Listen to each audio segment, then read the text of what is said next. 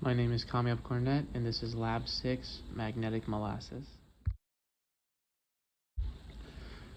For the introduction, the first goal was to observe the magnet falling through the aluminum tube that we were given for the experiment in real life. And then secondly, we were supposed to model the magnet falling in WebPython, which is our computational model. Other things that we wanted to do was we wanted to find the magnetic dipole moment where our model matched our real life results. And our findings, the actual average time that we recorded was 6.64 seconds for the magnet to fall through the aluminum tube. And with the magnetic dipole of 1.5, or approximately 1.5, found from lab 3, the predicted time from the computational model was 0.311 seconds. And we needed a magnetic field of, a magnetic dipole of 5 to predict the real time that we recorded. Here are some key concepts. The top one is Faraday's law, and the flux is given in that formula in the bottom left. That's what the flux is equal to from the Faraday's formula at the top. And then we have the force, magnetic force. These will all be incorporated both within the code and in the ways that we understand the problems that we are given. That picture on the left is a model of what we are seeing in our experiment and in the computational model.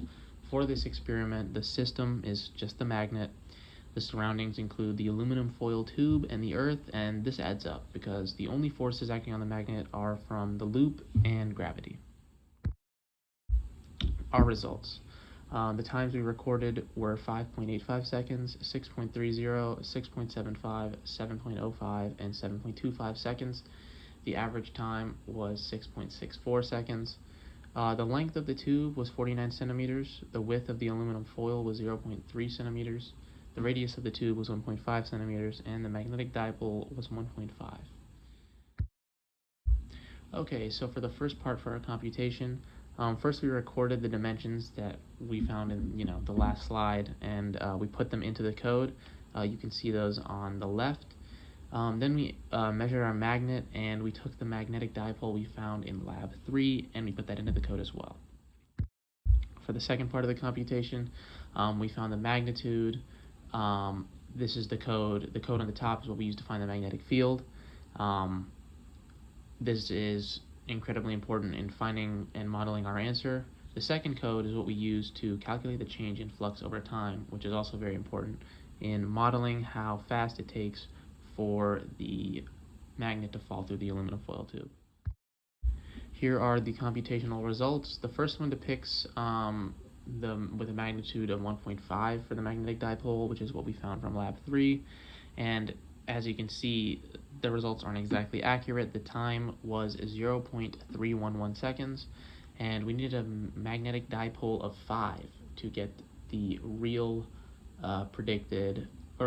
the real results from the experiment.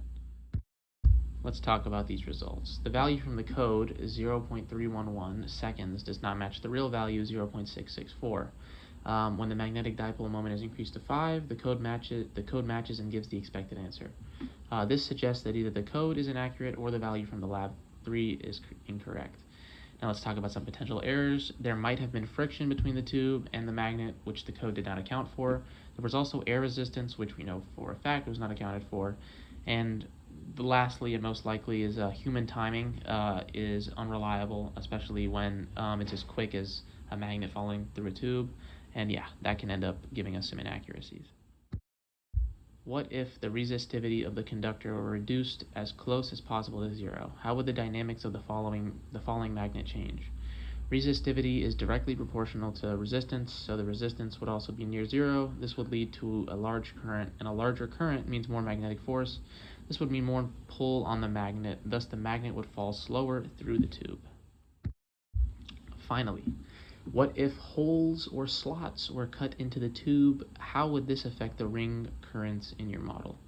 Cutting holes in the tube would disturb the induced current because there would be less rings for the magnetic force to come from, and a lower induced current would mean less magnetic force. So this would mean less force from the tube onto the magnet, thus the magnet would fall faster.